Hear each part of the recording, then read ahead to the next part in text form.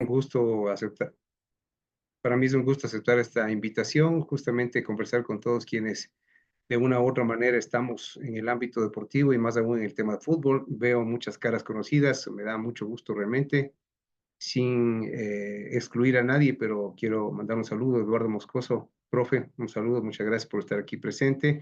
Tengo algunos exalumnos míos del Instituto del Consejo Provincial, también del Instituto de Fútbol de la Federación Ecuatoriana de Fútbol, por ahí le veo al profe Gonzalo. Así que les mando un saludo, les mando a todos ustedes también que tengan una buena noche. Y bueno, y vamos a iniciar justamente estos temas, como ustedes saben y conocen, hemos tenido la posibilidad, y voy a hablar en primera persona, si ustedes me permiten, nada más como para que sepan que en estos temas hemos venido hablando ya mucho tiempo. Sí, yo estoy especializado en el tema de derecho deportivo, pero más allá de eso, la especialización la he tenido dentro de lo que es mi actividad profesional prácticamente diaria. Hoy no estoy muy alejado de las circunstancias en las que ustedes están viviendo, sin embargo, sí un poco más vinculado al ámbito académico.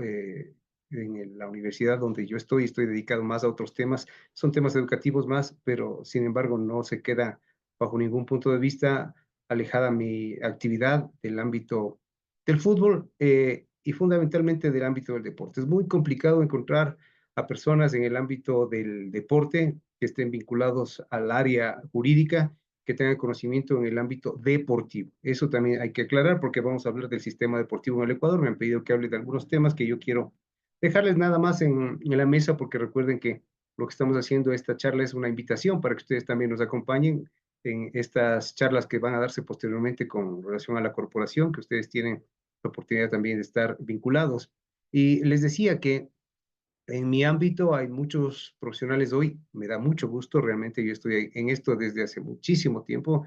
Yo arranqué en 1990 como comunicador social y en el año 2006 específicamente, y eso es prácticamente lo más gracioso, porque en el 18 de septiembre del año 2006 dediqué exclusivamente mi actividad al ámbito jurídico, dejé los medios de comunicación donde me desempeñaba como periodista deportivo y a partir de eso, es decir, ayer cumplí 18 años en estas batallas, muchas veces en estos espacios académicos que realmente son los que más aprecio y que nos han dado la oportunidad de conversar con todos ustedes. Ahora, yo siempre he sido de las personas, y muchos de los que están aquí lo saben, preocupado de las circunstancias en las que viven principalmente nuestros técnicos. Porque nuestros técnicos, al ser una parte muy importante de este mundo del fútbol que tiene que ver mucho con formación, eso sí, tiene que ver mucho con promoción, efectivamente, y tiene que ver mucho con el acompañamiento. Ha sido una de las partes que más descuido ha tenido, no solamente desde el ámbito legal, sino desde el ámbito institucional del fútbol. Yo creo que no es hace mucho y eso hay que agradecer a varios institutos en el país, porque no solamente el ISTFQ es el único que ha estado vinculado al ámbito de formación de profesionales en lo que es el entrenamiento deportivo, sino otras instituciones, Sangolquí, en La Tacunga. Hemos tenido algunas oportunidades de conocer a gente que se ha formado justamente en estos institutos y que le ha dado la posibilidad de profesionalizarse al técnico. Es tan importante el ámbito del técnico que yo digo, dentro de esta mesa, como decía Dusan Draskovic, que tiene varias patas, ¿no es cierto? Una de esas patas fundamentales son los deportistas, otra de las patas fundamentales son los directivos, otra pata fundamental es el periodismo deportivo, pero una de las, digo yo, si no estuviera, no existiría prácticamente de qué estar hablando, que son los técnicos, que no solamente están en el ámbito competitivo, sino fundamentalmente, y cuando converso con ustedes, eso es lo que más me gusta a mí porque estamos hablando del ámbito formativo. Y el ámbito formativo tiene otras circunstancias en las que en el fútbol profesional o en el fútbol competitivo a nivel de alto rendimiento o a nivel internacional, como en el caso del profe Eduardo Moscoso, él algún rato podrá conversar y ustedes saben toda la trayectoria que se debe tener, porque no es solamente el hecho de poder tener, porque las posibilidades muchas veces son muy cortas y cuando se las puede aprovechar, lastimosamente tienen otro tipo de circunstancias en las que no le permiten justamente solidificar esa posibilidad de que los técnicos se mantengan dentro de una profesión.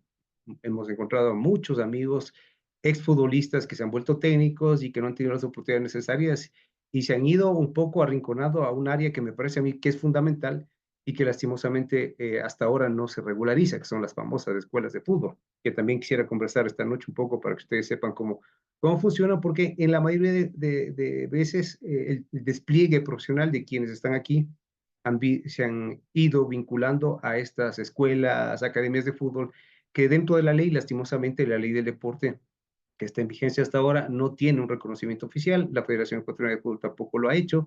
Es decir, es una actividad plena y absolutamente particular de ustedes.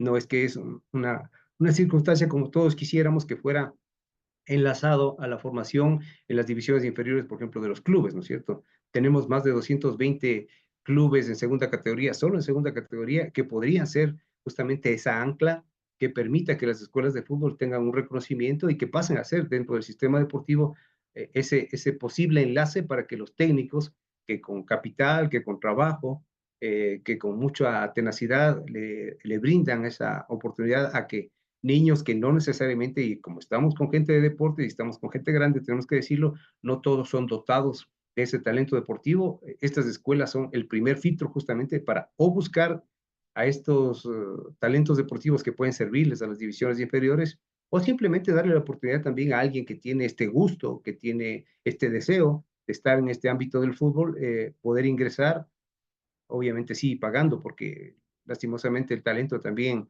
se lo descubre, pero no siempre se lo descubre en cualquier lugar, ¿no es cierto? Sino que se lo tiene que descubrir en una cancha. Entonces las escuelas de fútbol hoy por hoy están llamadas justamente a ser esa puerta de ingreso, enlace entre las sociedades comunes y corrientes, entre quienes jueguen, ahora ya no podemos decir en la calle, como hacíamos nosotros, ¿no es cierto? Que jugamos en las calles, sino en los parques, en los colegios, en las escuelas, y que pueda ingresar a un entrenamiento formal, al menos esa puerta de ingreso, más aún cuando nuestros técnicos hoy por hoy ya no son los técnicos empíricos, ya no son los técnicos que prácticamente eran como los inspectores de colegio que les decían tomen el balón y jueguen en recreo, ¿no es cierto? Hoy por hoy se da bases, tanto técnicas como tácticas a los niños, y eso yo creo que es una parte de este éxito que hay que decirlo, y siempre lo he manifestado, incluso en entrevistas, muchos de ustedes que me han escuchado, de que efectivamente cuando una selección, por ejemplo, una sub-20 llega a tener un desempeño superlativo y llega a ser campeón de Sudamérica, o en un mundial una selección sub-17 hace una buena participación, todos se acuerdan de ese proceso en el que se ha conformado selecciones con un talento que se ha encontrado en alguna parte. Pero muchas veces nos olvidamos de dar un aplauso, al menos, ¿no es cierto?, a quienes han hecho este acopio de talentos dentro de sus provincias, dentro de sus ciudades, y que son muchas veces escuelas de fútbol, divisiones inferiores, colegios, incluso el fútbol barrial. Casi nadie se acuerda del fútbol barrial, pero el fútbol barrial también existe, pese a que no es del mismo sistema deportivo del fútbol profesional o el fútbol amateur, que ya veremos que la Federación Ecuatoriana de Fútbol se encarga de esto. El fútbol barrial, que son las ligas barriales, que no son necesariamente el fútbol competitivo, amateur, profesional, sino es el fútbol recreativo. La ley del deporte establece justamente que todo lo que es la actividad competitiva recreativa que está en las ligas barriales, que está en los torneos no organizados ni por las federaciones provinciales de fútbol amateur, ni por las organizaciones de fútbol profesional, que en este caso son las asociaciones provinciales profesionales. Estos también tienen el mérito de tener grandes deportistas. En muchos de los casos, ustedes que están cerca de las organizaciones barriales se dan cuenta que, y no me van a dejar mentir a mí, que en muchos de los casos vemos talento que existe y que son de manera nata mucho mejores que los que recibimos en los procesos de divisiones inferiores. El problema es las posibilidades que se tiene para llegar. Y eso es importante decirlo porque de lo que vamos a hablar aquí y de lo que estamos hablando no solamente es de fútbol profesional, es el tema de cómo puede un entrenador hacer su actividad profesional en los ámbitos donde hoy se le brinda esa oportunidad. Y bajo ese criterio, entonces, tenemos que hablar necesariamente, y lo hablaremos posteriormente a detalle cuando estemos en las charlas, ¿no es cierto?, del régimen laboral de un entrenador. ¿Cuál es el régimen laboral de un entrenador? Esto nos hemos cuestionado ya mucho tiempo, lo hemos propiciado incluso para temas de reforma a la ley. Ustedes bien saben, yo estuve hasta no hace mucho como viceministro del Ministerio del Deporte, hicimos algunas propuestas para reformar la ley, al mismo reglamento de la ley, y esperemos que ahora que se quedó todo eso ya para llegar a la Comisión de Salud y Deportes de la Asamblea para los informes respectivos, para poder ver si se puede hacer una reforma a la ley que está en vigencia desde el año 2010 y que obviamente ya requiere algún tipo de reforma, se lo puede hacer. Y fundamentalmente una de las reformas que requiere es establecer un régimen jurídico de los entrenadores. No solamente entrenadores de fútbol, y eso hay que aclararlo, ¿no es cierto? Porque muchas veces cuando hablamos nosotros de entrenadores, creemos que solamente es fútbol. Acuérdense que hay entrenadores en casi los 50 deportes que están afiliados al Comité Olímpico Ecuatoriano y que tienen federaciones propias, y de allí se van yendo hacia las asociaciones, federaciones provinciales, ligas cantonales. Es decir, el sistema deportivo, que es el que estamos tratando de escribir ahora, se nutre de la presencia de directores técnicos, de entrenadores, de formadores. Y entonces allí es donde nosotros tenemos que tener claro qué es un entrenador, ¿no es cierto? Entonces un entrenador, para quienes estamos aquí, obviamente es alguien que de alguna manera administra el talento deportivo y selecciona a quienes van a competir a nombre de una institución o de un organismo deportivo, ¿no es cierto? Yo saco el equipo, saco los 11, entonces yo soy el que selecciono porque yo tengo el criterio necesario técnico como para saber qué chico o qué persona me puede servir en tal o cual torneo o en tal o cual partido. Y entonces un entrenador desde el ámbito deportivo es quien administra el talento. Ahora, desde el ámbito jurídico, ¿quién es un entrenador? El entrenador tiene una doble característica que es, primero es un empleado de un club, en muchos de los casos. Gracias a Dios, digo yo, que hemos venido hablando ya desde hace mucho tiempo con quienes me conocen y hemos conversado al respecto de eso. De a poco y creo que cada vez menos encontramos esto de recibir supuestamente honorarios por factura, no ser empleados de un club. Y entonces eso también es importante decirlo, ¿no es cierto? Y conversaremos de esos temas, les repito, más adelante cuando nos centremos directamente en estas circunstancias. Porque efectivamente hoy un técnico tiene esta doble categoría que es ser empleado del club, pero tiene además de eso esta característica que es tomar decisiones dentro de un club deportivo. Es decir, se convierte en parte el representante del empleador, que en este caso es el directorio o es el club, y también se convierte en empleado, ¿no es cierto? Y ahí tenemos que ver entonces el tema de por qué un director técnico puede ser excluido de un club por el tema de, y no quiero hablar de este tema porque efectivamente no funciona así, pero solamente para que se entienda, ¿no es cierto?, del famoso bajo rendimiento. Yo creo que con los técnicos no se aplica el bajo rendimiento, si no se aplica el no encontrar los resultados deportivos que le lleven a concluir con una función exitosa.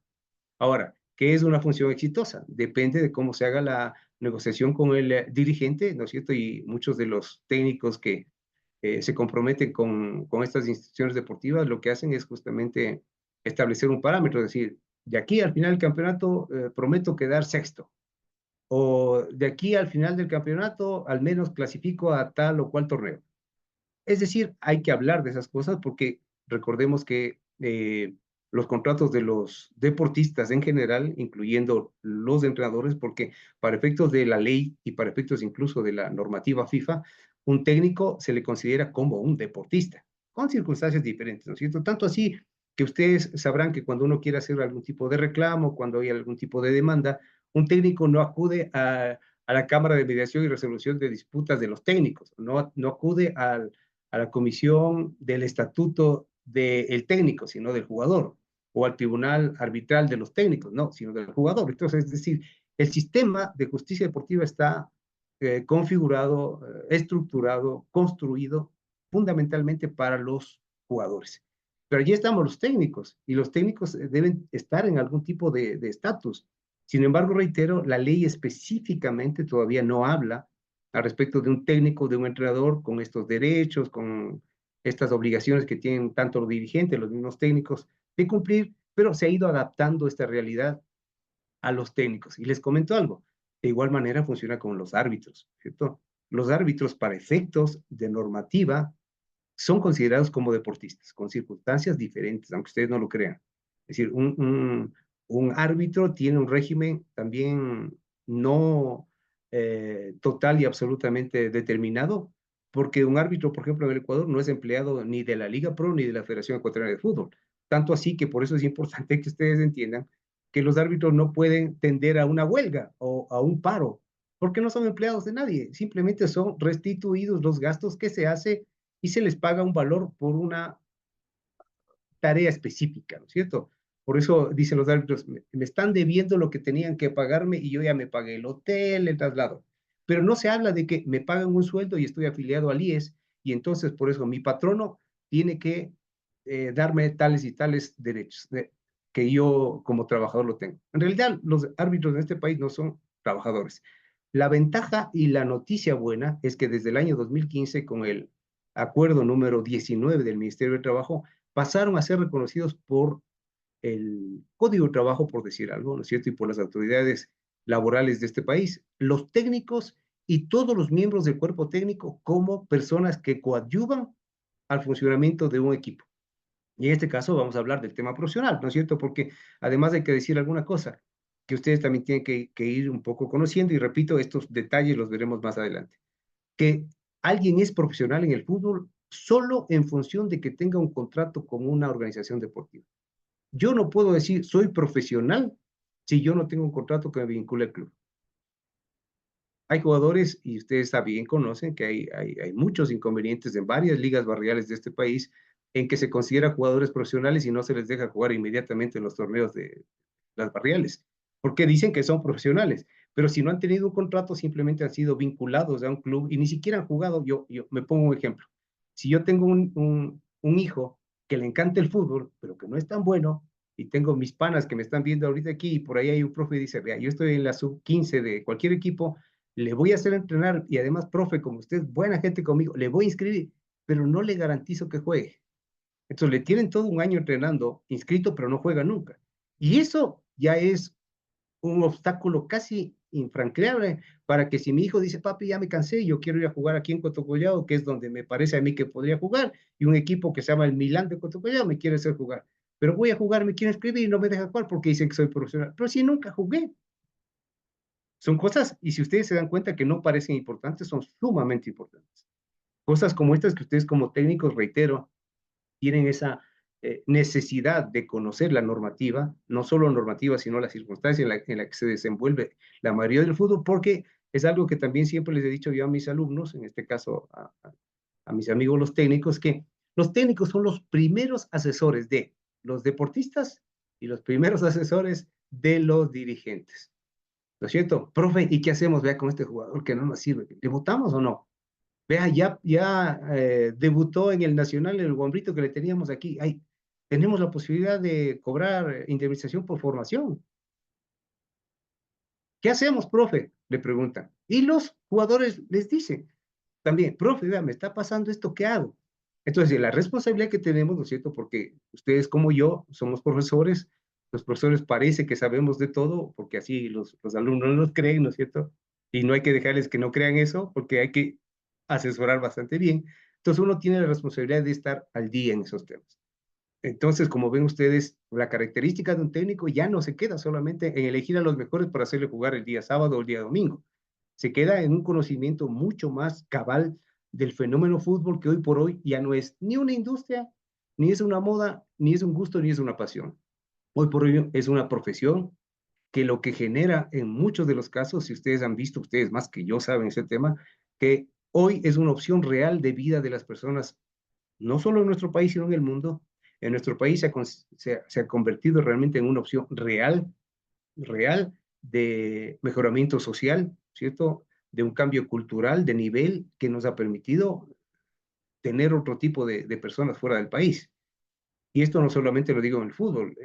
Muchas veces cuando un equipo pierde, la selección pierde o empata o no le va bien y la mayoría de gente habla de fracaso, yo digo, ¿cómo puede ser fracaso si tenemos de los 20 convocados, tenemos 18 afuera y 2 que juegan el fútbol ecuatoriano? Yo no creería que sea fracaso porque el proceso no se lo cuenta en el resultado, sino yo creo que en el camino. Y el camino es verles a ustedes las caras que les estoy viendo ahora y saber que algunos de estos muchachos, de esos que hoy están afuera y que de alguna manera también están considerados para la selección, pasaron por manos de ustedes. Entonces, el fracaso posiblemente es individual de un equipo, pero yo creo que hay que establecer justamente que el triunfo es cuando el proceso está comenzando a caminar coordinadamente en todas las instancias donde antes teníamos desventajas. Hoy lo que más hay es escuelas de fútbol, que está bien. Lo que está mal es que no sean legales. Lo que está mal es que los profesores que tienen la posibilidad de trabajar en escuelas de fútbol al final se queden sin pan ni pedazo. Incluso por ahí he visto profesores, estoy viendo y no quiero decir los nombres, que le sacan a los hijos del cuarto para ponerse a los negritos a jugar, con mucho cariño los negritos, ¿no? Y entonces hacen un esfuerzo y una inversión tan grande que incluso incomodan a la familia. Y al final, cuando los equipos vienen y se les llevan, lastimosamente los profesores, nuestros profesores de escuelas de fútbol se quedan literal sin pan ni pedazo. Yo creo que estas cosas son las que hay que ir arreglando. Creo que estas cosas son las que de alguna manera hay cada vez más personas que estamos sensibilizándonos en el tema y que si tenemos dentro de nuestras áreas y de nuestras posiciones la posibilidad de tomar decisiones, porque lo más difícil, muchachos, y les digo yo, hasta me veo en el video y me veo un poco más viejo ya, pero lo más difícil es tomar decisiones. Es decir, no hacer solo diagnósticos, porque en la mayoría de los casos lo que nos llevó a estancarnos en muchas cosas es tomar diagnósticos, pero nadie dio soluciones a esos diagnósticos. Yo creo que estamos en el momento en que todos estamos dando ya soluciones a diagnósticos y creo que por eso nos está yendo bien en todos estos temas. Sin ser demagogo, pero yo creo que ya es hora, y siempre lo he dicho, de que los entrenadores, tanto de fútbol como entrenadores en cualquier de las áreas, establezca que efectivamente el trabajo de un entrenador es fundamental en el proceso. Los logros deportivos no llegan porque los deportistas amanecen bien un día y van y compiten y ganan medallas de oro, medallas de plata, diplomas deportivos, olímpicos o ganan torneos, ¿no es cierto? Viene de una preparación y esa preparación en muchos de los casos es, bueno, ustedes me dirán, no iba a decir es difícil, yo diría es imposible que no, no sé, una planificación deportiva la haga un deportista, la ejecute, la entrene y lleve a cabo un logro deportivo. Es decir, el tema de los equipos, porque hoy tampoco ya son solamente entrenadores, de los equipos que generan justamente esta preparación deportiva para la competencia, es científico, es científico. Yo no creo que la Federación Ecuatoriana de Fútbol, profe Moscoso, en la selección que usted está dirigiendo, dice, a ver qué haces, no les presentan a ustedes informes, no les dan los medios necesarios para que puedan entrenar adecuadamente, porque el talento va mejorando, pero el talento va mejorando en función de que las circunstancias en que ese talento va a entrenarse también mejore. Yo recuerdo, yo estuve en el Ministerio del Deporte desde el 2011 hasta el 2013 con el ministro José Francisco Ceballos, y nosotros lo que tratamos de hacer es implementar justamente infraestructura y las circunstancias necesarias para que los deportistas se preparen. A mí me da muchísimo gusto que ahora que volví al ministerio en el 2023, me encuentro con que las federaciones deportivas hoy por hoy tienen otro tipo de criterio y tanto así que era casi imposible pensar, yo me fui a los Juegos Olímpicos del 2012 y nosotros era chévere porque clasificaron 26 deportistas y estábamos contentos porque clasificaron 26 deportistas. Nadie tuvo logros, nadie tuvo logros, pero prácticamente 10 años posteriores, luego de estos procesos de preparación, de acompañamiento y de ponerse serios en todo lo que significa el ámbito deportivo, los logros están ahí. Y si no me equivoco, les debe estar pasando a ustedes lo mismo, es importante el logro.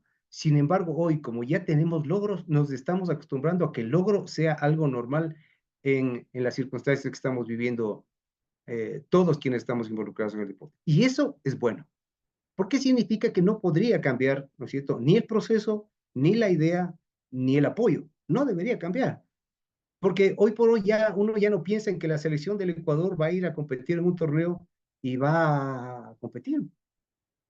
Uno no piensa que un deportista en halterofilia va y no va a buscar al menos una medalla de plata o una medalla de oro.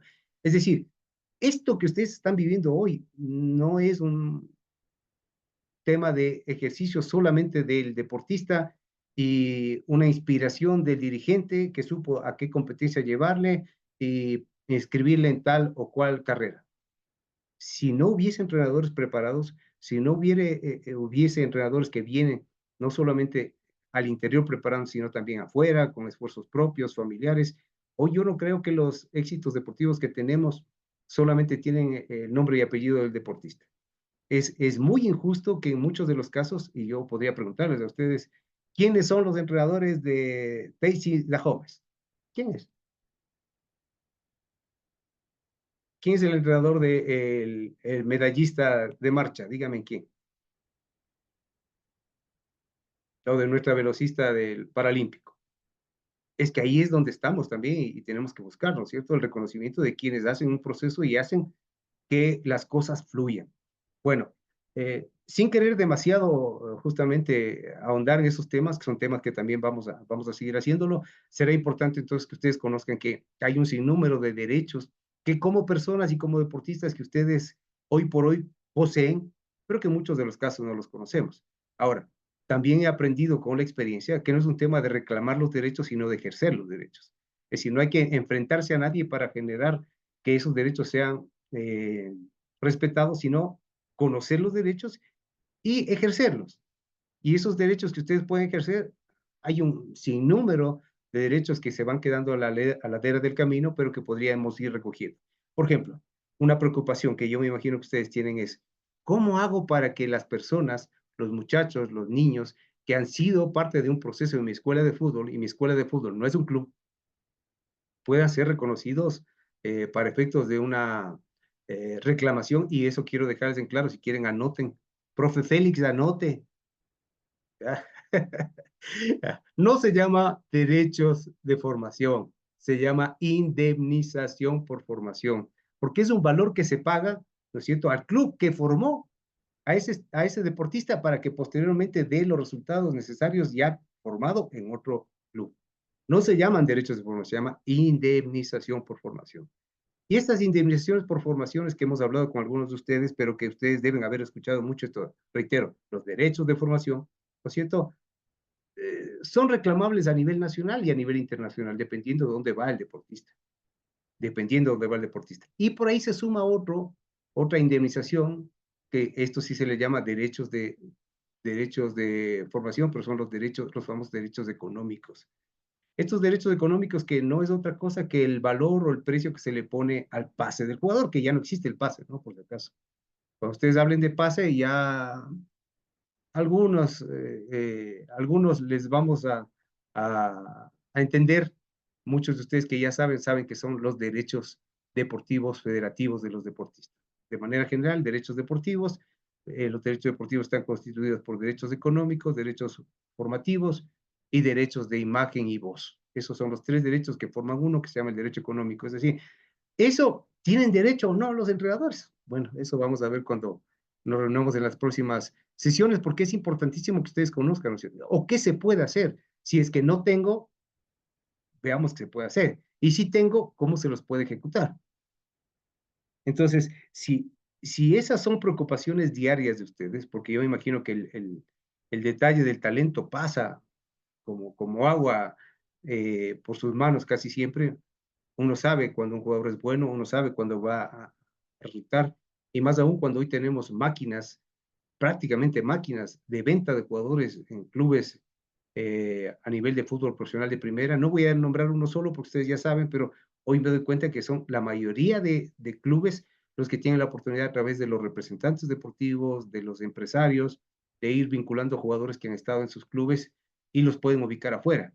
En muchos de los casos hay jugadores que están en ligas que ni siquiera nosotros escuchamos continuamente, pero que son valores que realmente dan la posibilidad de escuchar y efectivamente dan la oportunidad también de saber que tenemos en la mano de alguna manera algún tipo de posibilidad de ingresar en ese negocio, porque también hay que decir algo, el fútbol profesional es un negocio, no podemos desconocerlo, siempre tiene que estar metido dentro de la legitimidad, siempre tiene que estar vinculado al cumplimiento de las normas, de las reglas. No crean que el fútbol es, a diferencia de todo lo que pasa ya ni siquiera digo en este país, porque veo que estamos, y mando un saludo también, porque creo que hay gente que está fuera del país también siguiéndonos, y diría yo, en esta América Latina, en este mundo donde estamos sujetos a cualquier tipo de circunstancias, el fútbol también es parte de eso, lastimosamente, ¿no es cierto? Temas de corrupción, temas de narcotráfico, temas de peligro, hemos visto un sinnúmero de escándalos que se dan en el fútbol también, gracias a Dios no tan complicados como los que hoy vemos día a día, pero hay que cuidarse, porque de alguna manera quien toma decisiones también son los técnicos, entonces hablaríamos justamente de ese tipo de cosas. No sé, Luis, si puedo seguir extendiéndome, no sé si van a las preguntas, no sé qué Sí, vamos a hacer. doctor, como, Dígame, como guste, doctor, si tengo aquí una pregunta que me dígame. parece bastante importante. Dice que jugador que es ingresado al COMED ya pertenece, si ingresó al COMED, digamos, en una sub 12 o sub 14, ya puede tener derechos de formación ese equipo que le ingresó al COMED. No veía, le voy a llamar la atención. Indemnización por formación. Ah, perdón, indemnización. Sí, sí, a ver, eso es importante también que conozcan, ¿no es cierto? Eh, el régimen a nivel internacional del estatuto sobre, el reglamento sobre el estatuto de jugadores de FIFA manifiesta que hay dos categorías de jugadores de fútbol. Es mentira que existe el fútbol femenino y el fútbol masculino. Eso también quiero aclararlo. El fútbol es uno solo.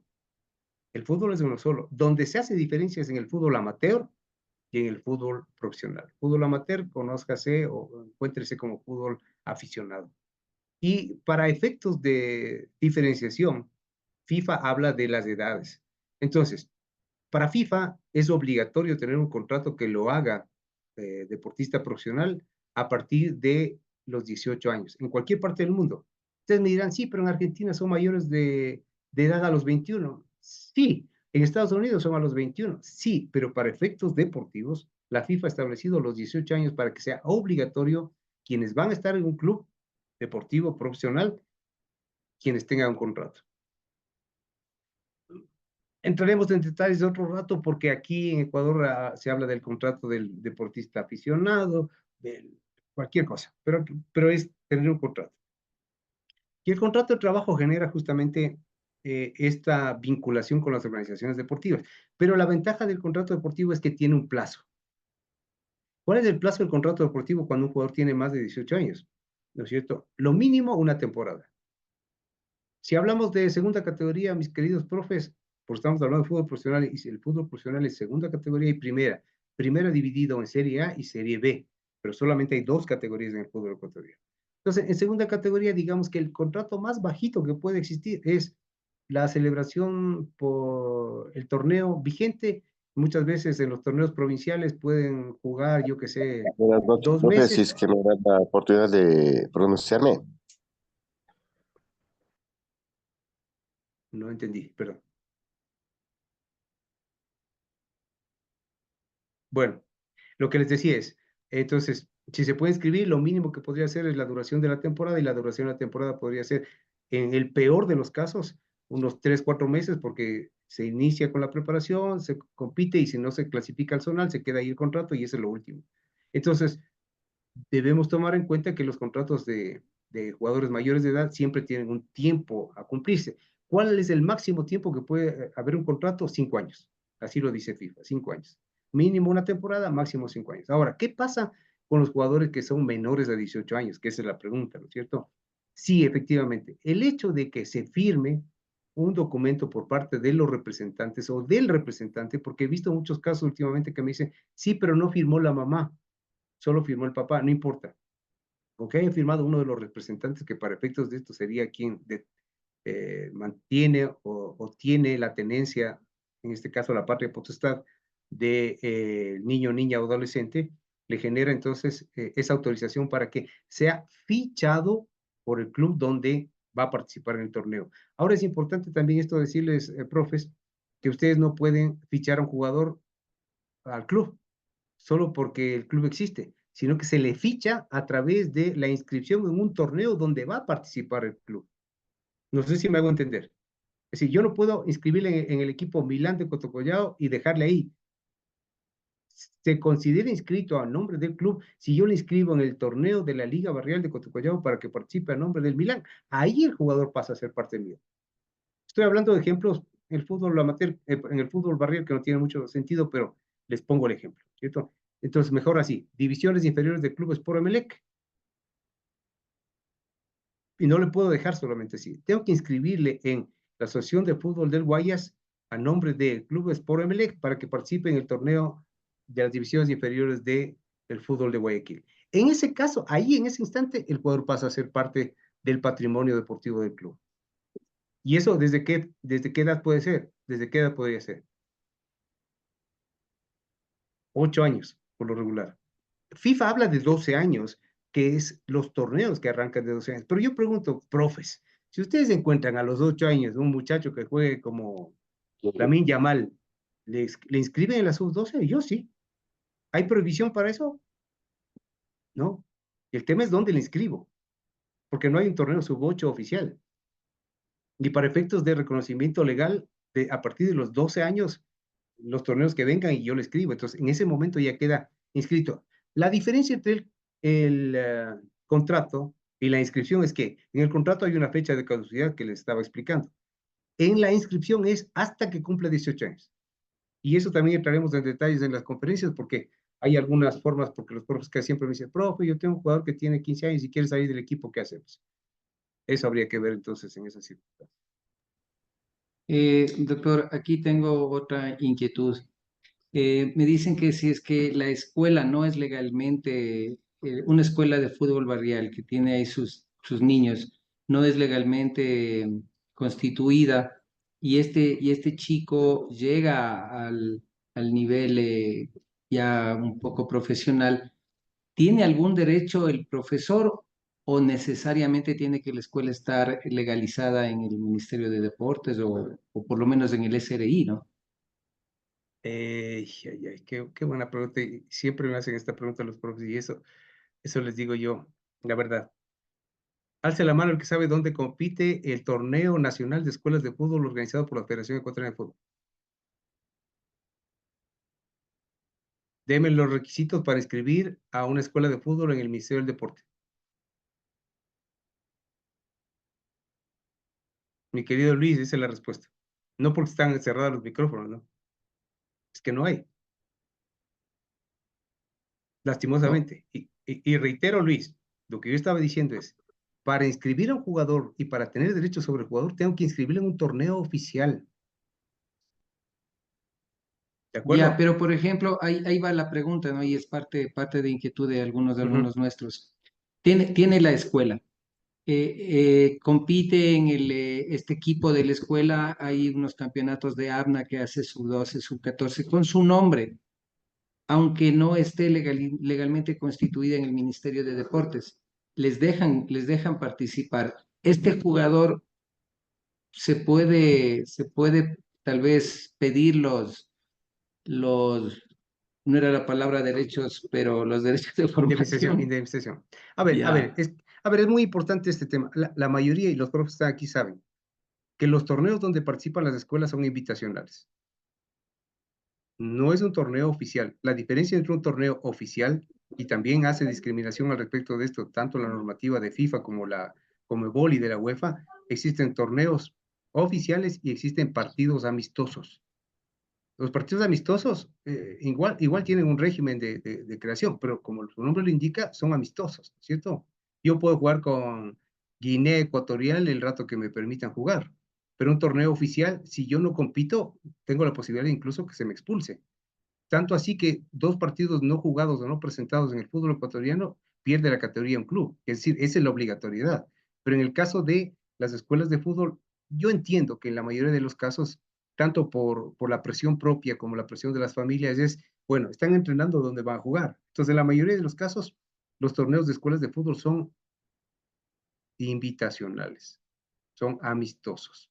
Eso no me genera el vínculo jurídico necesario para que yo, de alguna forma, registre en alguna parte que esos jugadores iniciaron su competencia conmigo o que son míos. Ese es un problema. A mi criterio es un problema. Porque hago otra pregunta suelta y ojalá alguien me pueda contestar. ¿Sí o no que puede venir cualquier equipo y llevarse a los jugadores de sus escuelas de fútbol? Y en muchos de los Sí, casos, y están moviendo la cabeza y así, y en muchos de los casos ni siquiera me dicen, me voy. Me encuentro con la sorpresa de que están jugando ya por cualquier equipo, no quiero decir ningún nombre. Pero es porque no hay un régimen justamente que permita tener el control de esas inscripciones de esos jugadores para efectos de o negociar o de permitirles que jueguen el fútbol, que en este caso el fútbol profesional. Porque lastimosamente las escuelas de fútbol, y ahí es cuando hasta le puedo caer mal a alguien, pero yo les digo la verdad, Las escuelas de fútbol son como los gimnasios. ¿Dónde se registra un gimnasio? ¿Quién me da permiso para utilizar un gimnasio? ¿Dónde están los requisitos para poder inscribir un gimnasio? ¿A qué federación inscribo?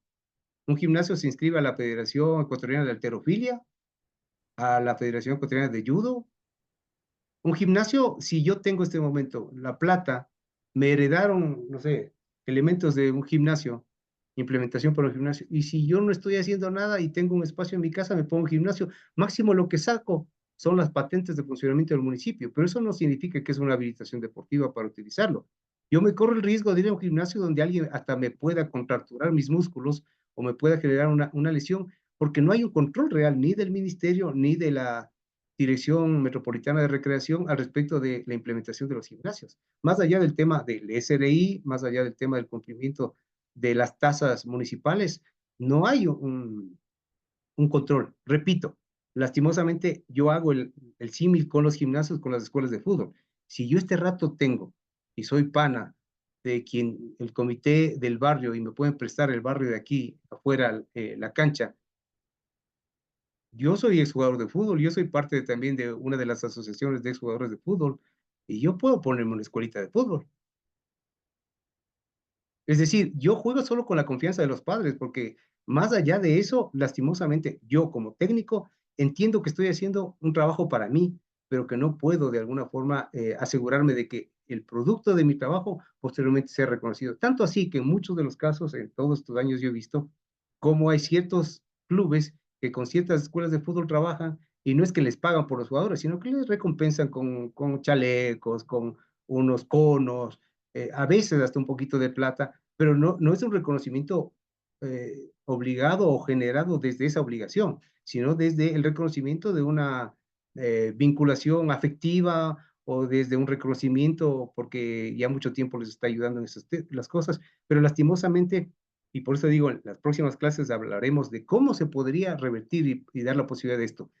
Lo que sí les digo yo es que mientras estuve en el Ministerio del Deporte ahora como viceministro, y yo presenté una propuesta justamente y lo hicimos directamente con unas personas vinculadas de alto nivel en el fútbol, en el que efectivamente lo que queríamos hacer y queremos hacer es implementar dentro de la ley del deporte que se reconozca a las escuelas y gimnasios como entidades de inicio y de formación de los deportistas que van tanto al deporte amateur como al deporte profesional, que creo que ahí es hora por el buen trabajo que están haciendo las escuelas de fútbol. En realidad, doctor, este es un tema, este tema legal deportivo es muy amplio. De pronto voy a hacerle unas dos preguntas por derecho a su tiempo que habíamos acordado.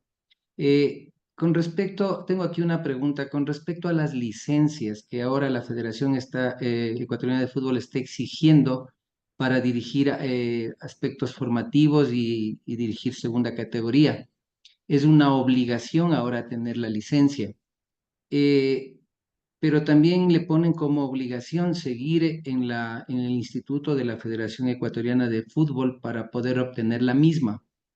¿Qué es, qué tan real es esta situación o si hay alguna otra manera de poder, algún entrenador que se ha preparado de pronto en Argentina o no tiene las posibilidades económicas como para pagar un instituto y necesita dirigir porque conoce, tiene su experiencia?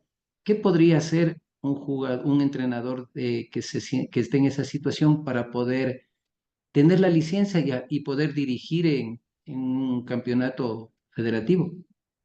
Bueno, yo en eso sí soy muy claro y yo soy parte del sistema educativo, yo soy parte a mucho tiempo de la Pontificia Universidad Católica del Ecuador, ahí damos títulos de abogados, de médicos, de psicólogos y todo es una inversión porque es de universidad privada. En el sector público, de alguna forma hay que hacer un examen de ingreso, hay que pasar y cubrir requisitos académicos para poder llegar a un título. En este caso, yo creo que es lógico que se debería tener una preparación al menos mínima, pasando por institutos reconocidos por el CNCID, como en este caso de lo que conozco, ¿no? Me imagino que en otros institutos también está funcionando así o va a funcionar, pero yo estoy convencido de que debe haber un acompañamiento desde el punto de vista técnico, académico, lastimosamente cuestan, pero esa licencia les genera también un sinnúmero de beneficios. Yo diría, solamente pongamos en el otro lado, hoy por hoy para sacar una licencia de conducción, uno requiere al menos de un curso de ANETA. Entonces, hágase a la idea que va por ahí, ¿no es cierto? El beneficio es tener un acompañamiento técnico que me permita justamente saber que la persona que va a optar por esa licencia al menos va a pasar por conocimientos básicos técnicos de lo que yo voy a tratar de hacerlo. Es decir, yo sí estoy de acuerdo en que se haga un curso acompañado. Acuérdense que Conmebol es quien expide estas licencias, pero que tienen que tener justamente el aval académico de una organización, y más aún si el Instituto de la Ecuatoriana de Fútbol, como su nombre le indica, es quien regenta el fútbol tanto a nivel profesional como amateur, yo creo que debe hacerlo. Ahora, lastimosamente así son las cosas, ¿no es cierto? Esa licencia les genera, pero la posibilidad de, como bien lo dice, de hacer actividad profesional en el ámbito federativo. O sea, no necesitan necesariamente este momento, por el tema que decíamos de las escuelas de fútbol, una licencia para abrir su escuela de fútbol, que ya sería el colmo. Si no me reconocen, no me dejan tener los derechos de los jugadores, o sea, peor me van a pedir una licencia si nadie me hace control ni tampoco me fomenta. Entonces, por ese lado, quien quiera optar por el fútbol competitivo profesional, yo sí recomiendo que haga su proceso para sacar la licencia y fundamentalmente apegado a los preceptos técnicos y académicos que requiere. Perfecto. Doctor, lo importante creo que es que los entrenadores que están aquí conozcan que nosotros hemos contactado por medio de la fundación acá Giovanni para que esta charla que es de inicio, porque el tema es muy amplio y vamos a tener la oportunidad en 2 charlas más que ustedes puedan acceder a hacer preguntas, puedan acceder a obtener también un certificado de la asistencia a estas capacitaciones, a estas 2 charlas que vienen en la próxima semana, 24 y 25, que está ya acordado. Entonces, les hacemos la más cordial invitación a todos ustedes para que nos acompañen la semana que viene. Igual vamos a estar con el doctor Giovanni Cárdenas, que es experto en esta materia, y muchos de ustedes nos estamos quedando con algunas dudas, incluyéndome yo, pero por merecer el tiempo que nos ha dado el doctor, le vamos a agradecer por esta noche, pero comprometerle al mismo tiempo de que las preguntas que ustedes tengan puedan pasarle al chat del ejecutivo les invitó a esta charla para que podamos llenarle de estas preguntas al doctor para la próxima semana. Vamos a tener las 2 reuniones y saciar todas las dudas. El chat está abierto desde este momento para que ustedes puedan enviar sus preguntas y nosotros pues le transmitiremos al doctor para que si hay alguna pregunta que de pronto el doctor tenga que hacer alguna consulta extra, él lo haga en este transcurso del tiempo y la próxima semana pueda ser contestada. De nuestra parte, pues, doctor Giovanni, un agradecimiento inmenso por la presencia de hoy y también por la semana que viene, el 24 y el 25, el septiembre 24 y 25, de 7 a 8:30 de la noche vamos a estar y les invitamos. Para poder acceder a estas charlas, ustedes pueden comunicarse con los ejecutivos que les compartieron el link y puedan poder acceder a estas 2 charlas que vienen. Doctor, yo le agradezco mucho en realidad. En realidad, hay muchísimas preguntas, hay muchísimas dudas. Nosotros somos un instituto como la Corporación Alto Rendimiento que hemos capacitado a un sinnúmero de entrenadores a nuestras posibilidades.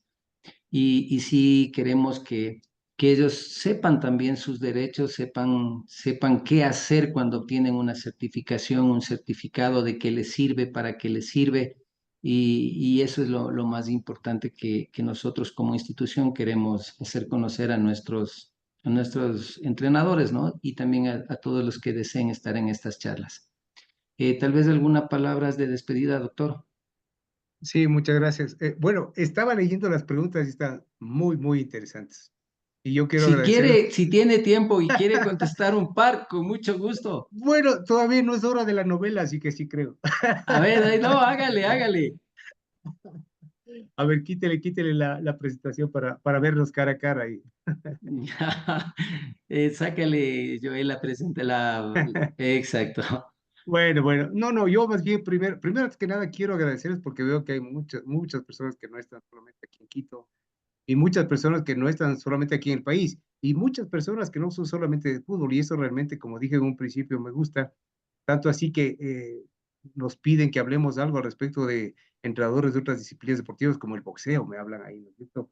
Me están diciendo también de Manabí, me hablan al respecto de justamente cómo funcionan las cosas en otras instancias que son las ligas barriales, en el deporte formativo, si es que el COMEX puede funcionar con el CONFA, y el CONFA es justamente todo lo que significa el fútbol amateur aquí. Bueno, yo les comento esto rápidamente porque es importantísimo que conozcamos y me da mucho gusto volver nuevamente a conversar con ustedes técnicos, porque les repito, es el tema de concienciar las cosas y fundamentalmente en cada una de sus actividades tomar en cuenta las cosas que pueden pasarles.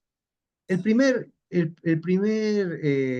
problema que ustedes tienen que entender es que si ustedes se pueden correr el riesgo de tener jugadores de buen nivel sin tener un convenio con un club, salvo que ustedes sean personas de mucha confianza o el club sea de mucha confianza, ustedes podrían ser parte de inicio del proceso formativo.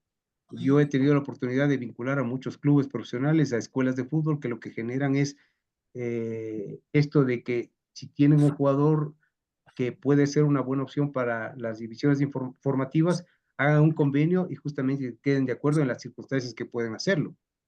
Esa podría ser una opción que, repito, entrando en detalle luego en las conferencias que están invitados del 24 y 25, podemos hablar con más detalle. Ese es un riesgo que se corre. Otra es tomar la decisión de que ustedes puedan transformarse en otra figura de organización deportiva que no sea una escuela, sino posiblemente un club. No sé, ¿no es cierto? Un club no necesariamente barrial, pero un club formativo. Eso significa en cambio gasto.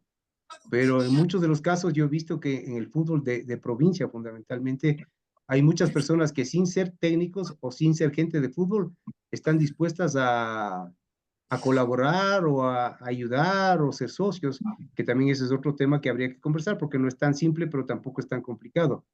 En muchos de los casos, también tengo que decirles que han habido experiencias de técnicos que están aquí con nosotros, que han hecho ese paso al fútbol amateur o al fútbol de segunda categoría, pero es un paso duro, es un paso difícil, porque tampoco es una inversión muy baja, como todo negocio es una inversión, y siempre estamos sujetos al albur de que me salga realmente un buen jugador, ¿no es cierto? Si pudiéramos nosotros encontrar tantos buenos jugadores como los hace el Independiente, por ejemplo, es porque el Independiente tiene los medios necesarios como para escoger. Nosotros no necesariamente tenemos para escoger cuando vienen por lo regular los jugadores a buscar mis servicios, no es al revés. Yo no tengo una escuela de fútbol con scouting que salga a buscar los mejores jugadores para tener en mi escuela de fútbol, no funciona así. Muchas veces los profesores de escuelas de fútbol, esa es otra opción que se puede tener, es que se conviertan en los scouting de ciertos clubes, que en muchos de los casos está pasando así, tomando en cuenta que los clubes de primera categoría, los grandes en muchos de los casos, hace que se creen escuelas de fútbol con la franquicia del club y eso les permite tener a la mano jugadores en la formación de las escuelas, pero también las escuelas que tengan la posibilidad de vincular más personas a través de la promoción de la marca, es decir, ser Liga Deportiva Universitaria, Barcelona, Independiente, también es otro modelo.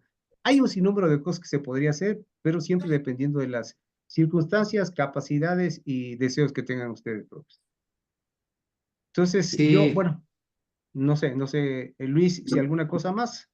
tranquilo, si tiene para contestar otra pregunta, con mucho gusto.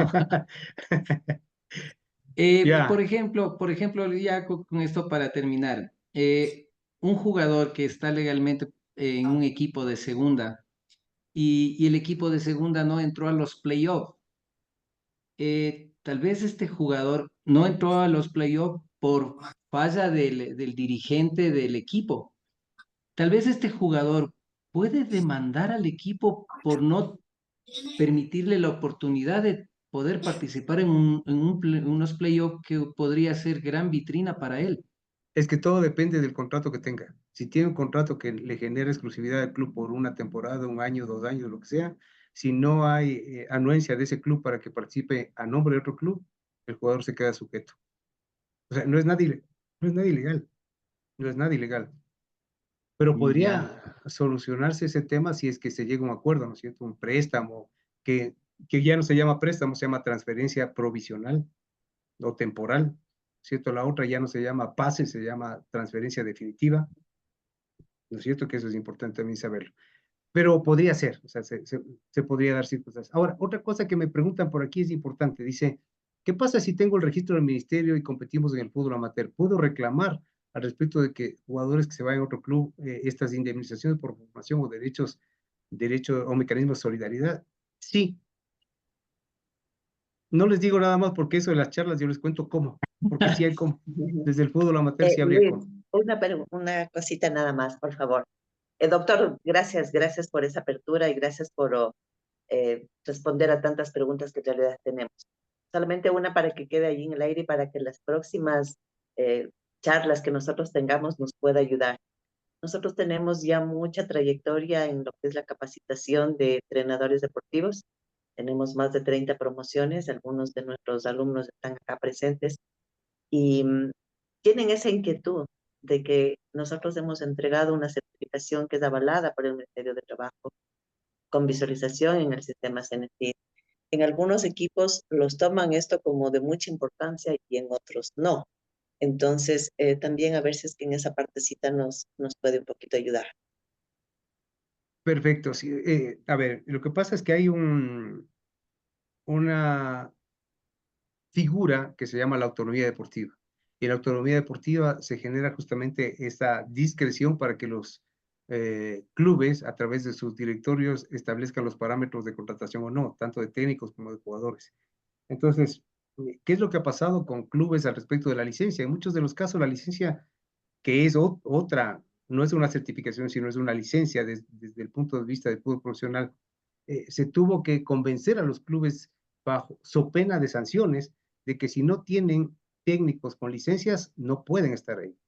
Es decir, ha sido un proceso que yo veo que ustedes están haciendo bien. A mí realmente el tema de la capacitación me parece lo más pertinente, más aún en estos ámbitos donde la mayoría de gente cree que el deporte es simplemente el potrero y el potrero sin fundamentos no se llega a los éxitos que se tiene ahora, no solamente en el fútbol, sino en todos los deportes.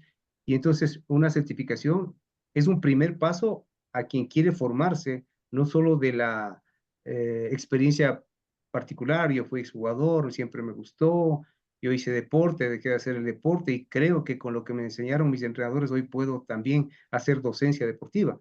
Y yo creería que efectivamente esto no es suficiente, sino que va variando todo lo que tiene que ver el tema de la formación y de la capacitación, que es muy importante en la parte de formación. La capacitación es una parte importantísima porque la capacitación por lo regular va de la mano de la actualización y va de la mano del refrescamiento de ideas. Y eso es importante. Es decir, una certificación deben estar teniendo en cuenta y creyendo realmente ustedes, mis queridos profes, de que es un paso adelante frente a quienes nosotros lo llamamos empíricos, que en muchos de los casos, sin ofender a nadie, ¿no es cierto?, da la impresión que solo por el hecho de haber sido deportistas están en capacidad de hacer docencia deportiva. Y recuerden que ustedes como entrenadores, tanto así que a ustedes no le dicen entrenador, por si acaso, a ustedes le dicen profes. Y los profes es hacer docencia, y la docencia tiene que estar calificada y tiene que estar actualizada siempre. Así que es un gran trabajo el tema de la capacitación. El certificado tiene necesariamente un peso ante un dirigente que tiene que saber que no son personas que son improvisadas. Totalmente de acuerdo, doctor. Y justamente en esa esfera de la capacitación, pues nosotros hemos hecho muchos cambios desde que iniciamos con esto de la capacitación, porque lo que usted estaba diciendo es importantísimo la actualización de conocimientos y nuestra malla curricular ha sido siempre renovada, actualizada, a la vanguardia para justamente darles lo mejor y lo que necesitan en la actualidad. Muchísimas gracias, doctor.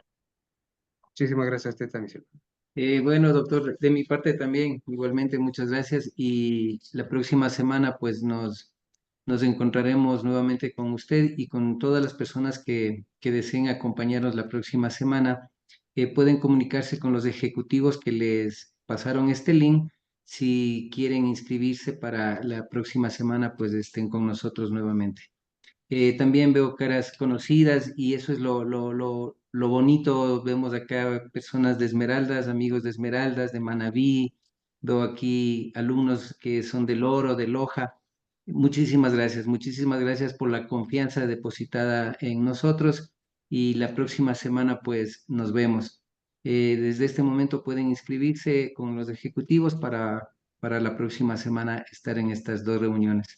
Doctor, muchísimas gracias y nos encontramos el 24 y el 25. A las órdenes, que tengan una buena noche y muchas gracias por estar aquí con nosotros y les esperamos, ¿no? Muchas gracias, doctor. Prepare sus preguntas, que ahí estaremos con todas las respuestas necesarias. Eso es, muy amable, gracias. Que les vaya Buenas bien. noches Gracias. con todos. Bendiciones, profe, todo bien. Gracias, chao, chao.